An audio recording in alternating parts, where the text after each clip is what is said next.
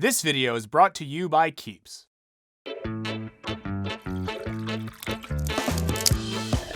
Hey Wisecrack, Michael here. Today we're looking at the cartoon that dares to combine deli meat with business casual wear. Steven Spielberg's Animaniacs. Sure, it's a cartoon you may or may not remember for its, hand puns. No, fingerprints.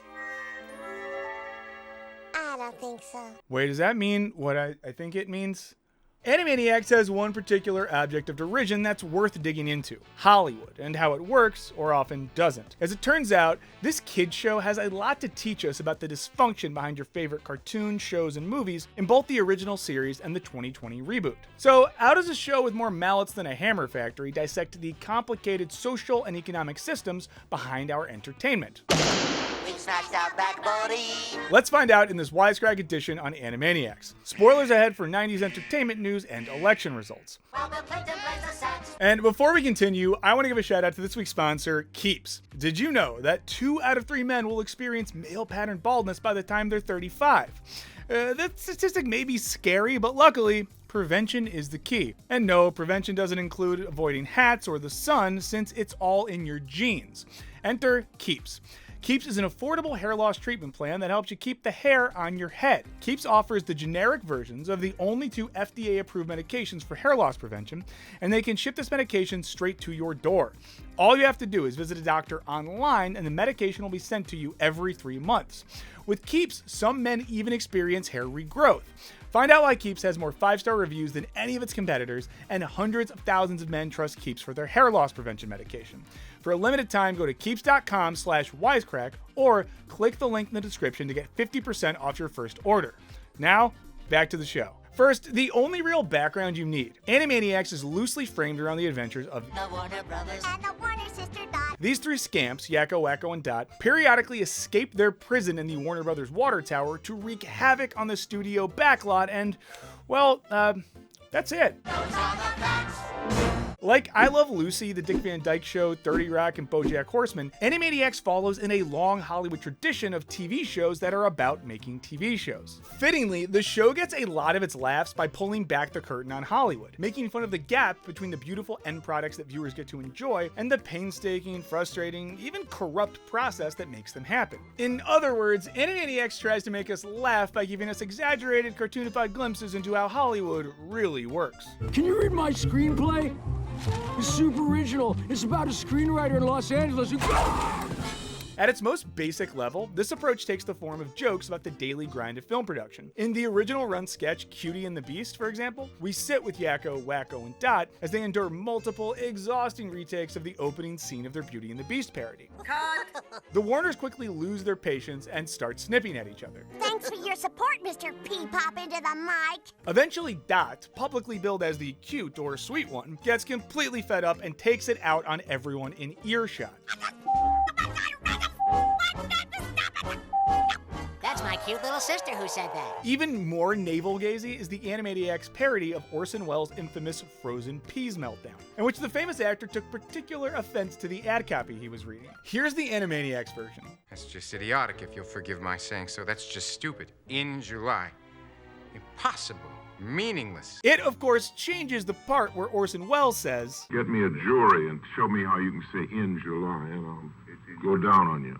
Get me a jury and show me how you can say in July and I'll make cheese for you. In segments like these, Animaniacs uses humor to argue that the entertainment industry is a lot less polished and a lot more human than it sometimes pretends to be. According to scholar John T. Caldwell, this is a crucial fact to bear in mind when analyzing how the industry behaves. In his article, Para-Industry, Researching Hollywood's Blackwaters, Caldwell cautions his fellow scholars not to ignore the human element while analyzing how and why Hollywood works, meltdowns and all. The entertainment industry, he argues, is just as affected by societal issues as the broader culture it makes content for. The entertainment industry does what any other large group does: form communities, practice reputation control, and take part in certain approved ritualistic behaviors. Some of the most Google-worthy jokes in Animaniacs revolve around Hollywood's socio-political communities. That is, the friendships and petty rivalries that form between actors, producers, directors, etc., and play a huge under-acknowledged role in the way that movies and TV shows get produced. In the show's original run, this dynamic is shown in and mockumentary segments, in which representatives of old Hollywood are interviewed about their interactions with the Warners throughout the 20th century. These interviews reveal a community in which the category of friend, frenemy, and coworker are all mixed up with each other. See, for instance, the long-running feud between Yakko Warner and comedian Milton Berle. Berle and Yakko were always going at it. Yakko was always with the anvils on Berle's head. We'd hear a noise, we'd look, and there was Berle with an anvil on his head. This show also pokes fun at what Caldwell describes as the industry's internalized imperative that everyone must constantly market his or her brand through a combination of calculated workplace behavior and effective online networking and reputation management. Within the Animaniacs universe, a person's reputation is so important that they are justified in doing almost anything to protect it, up to and including dropping a bomb on a critic's house. In this episode, Slappy and Skippy Squirrel torture Siskel and Ebert stand-ins, Hiskel and Egbert, until they publicly retract a negative review. Now here's today's lesson, Skippy. If you want to go on national TV and shred someone's career to pieces, you have the right.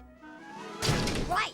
But when you do that, remember, don't go listing your home address in the phone book. While these jokes made at Hollywood's expense are mostly pretty lighthearted, the show can sometimes get downright cynical in its approach to the industry. This becomes particularly clear in its commentary on the economics of entertainment. Michael Overton talks with 20th Fox. Means he wants another 93 mil.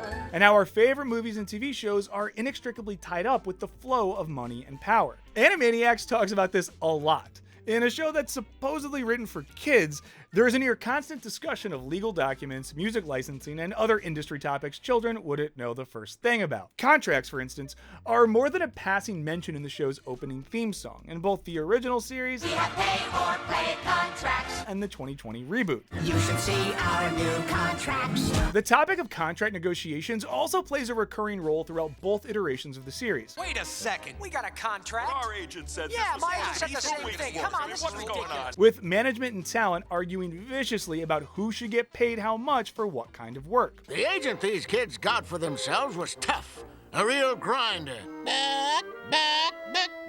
And in one of the Warners' early adventures to the Middle Ages, side characters lament the fact that they can't sing songs from Camelot without paying for the rights. But we can sing the movie score, or else they'll make us pay. This preoccupation with money and entertainment carries over into the 2020 reboot, the first episode of which ends with the Warners accepting a giant check moments after singing a song that trashes Hollywood's lack of originality and constant recycling of old ideas. For a guaranteed rating smash, dig it up out of the trash. Again and again, the show implies that money, not artistic or cultural merit, is the main driver of what gets made in Hollywood. And while this take on the industry might feel a little jaded, especially for a kid's show, at least one scholar would agree with it.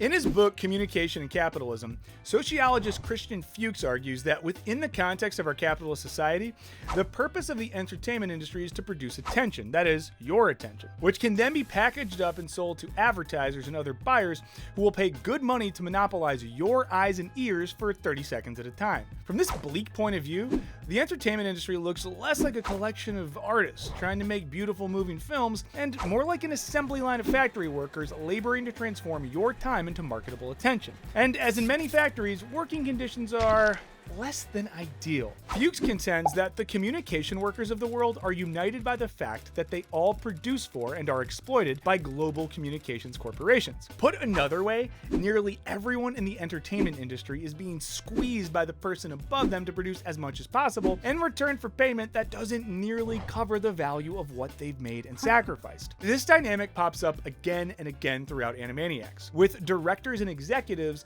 leaning on creatives to constantly come up with more and better work. Get 2 places or 10 years cooler. Even if it destroys them in the process. The 65th anniversary special, for instance, imagines the Warner's original director as an angry boss who belittles his employees and forces them to produce above and beyond what could be reasonably expected. Stay up all night if you have to. I want funny. The pressure gets so bad that the creator loses his mind while designing the characters and ultimately winds up in a mental hospital. Later I found out he went all funny in the head. But I hear he's getting better. We're having soup today! In other words, according to the show's own logic, the Warners, and by implication many of our favorite cartoon icons, are a direct result of the industry's exploitation of an animator, a worker who in this case was driven to insanity by overexertion. With regards to worker exploitation, little has changed between the series' original run and the reboot. The new fictionalized Warner Brothers Studio CEO is just as willing to exploit her workers as were her predecessors. I don't care that your girlfriend's new nose fell into a subway toilet. We need that rewrite by the end of the day. The reboot also uses the Animaniacs formula to offer funny new critiques of more recent industry developments. In particular, it has some interesting things to say about the way that production and advertising have evolved since the show originally aired. In brief, it satirizes the ways in which content development is increasingly driven not by the decisions of individual artists and executives, but by a reliance on data collected from prospective audience members. Animaniacs seems to be suggesting that, in a weird, slightly creepy way, the prospective audience of a given piece of film has become an unknowing participant in the creative process, driving decisions about what gets made and how. Our friend Fuchs would agree, and goes so far as to argue that audience members themselves have become unpaid workers in an overarching economic structure that includes the entertainment industry, the advertising marketing industry, and social media platforms. As he puts it, audience members are audience workers creating attention as a commodity, while users of ad-financed internet platforms are digital workers creating attention, data, metadata, and social relations as a commodity. To put that in the simplest possible terms, without necessarily signing up for it, you become a worker in the worldwide process of attention production.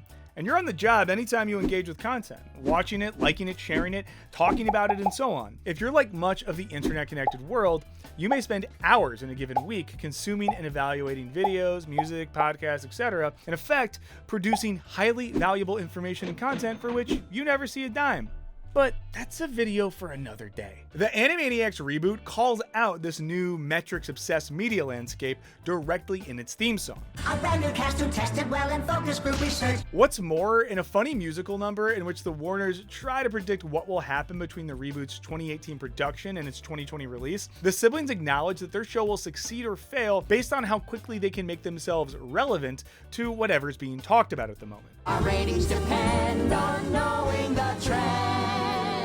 But the reboot's most direct response to the quirky/terrifying implications of new media comes in a Pinky and the Brain sketch of Mice and Memes. In it, we learn that way back in the 90s, the Brain created the god-dang internet specifically for the purpose of brainwashing and controlling the entire planet. Here in 2020, he quickly gathers that the most effective way to use this global communications tool is to gather as much attention from internet users as possible. With their undivided attention, they are the perfect, unsuspecting pawns for my master plan. But of course, like any self-aware, meta-happy show, Animaniacs eventually has to offer some assessment of its own role in the massive, complicated system that is the global entertainment industry. We know we're selling out, so it's cool. At least they're honest. What do you think, Wisecrack? Is the Animaniacs' take on the entertainment industry too pessimistic? Not pessimistic enough? Let us know what you think in the comments. Huge thanks to our patrons for all your support. Hit that subscribe button with the force of a cartoon mallet, and be sure to subscribe and ring that bell. As always, thanks for watching. Later.